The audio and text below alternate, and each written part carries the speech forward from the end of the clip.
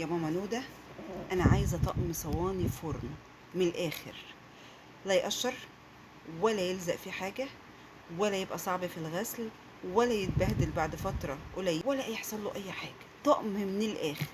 يبقى نقول ايه؟ الاندلس.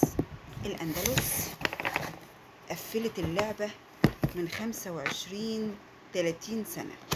الاندلس اعلى مستورد في مصر، معروف وغني عن التعريف. ليه بقى الاندلس من اعلى المستوردين في مصر؟ لانه بيبقى عارف هيجيب ايه ويجيب ازاي والماتيريال هيبقى ايه، وبرده السعر مقارنة بالماتيريال هيبقى حلو جدا. انا بقول لك طقم الصواني القطعتين الاندلس، سواء منهم التيتانيوم او منهم الجرانيت، يعني هو عامل منهم الجرانيت وعامل التيتانيوم. الطقم بيكون قطعتين، مقاس 26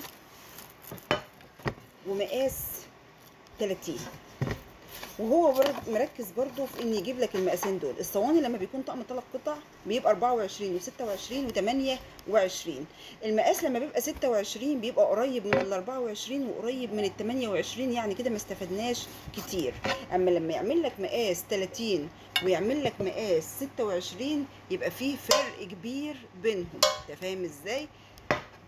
عامل لك مقاس 30 وعميق، شايف انت العمق قد ايه؟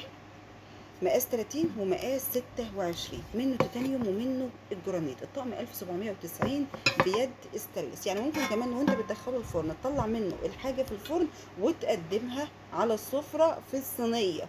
شيك جدا جدا جدا، متخيلها كده كانها صينيه وفي نفس الوقت تقديم. الجرانيت بتاعها متوفر منها الوان حلوه قوي قوي قوي قوي. ده الجرانيت بتاعها، ده الطقم الجرانيت.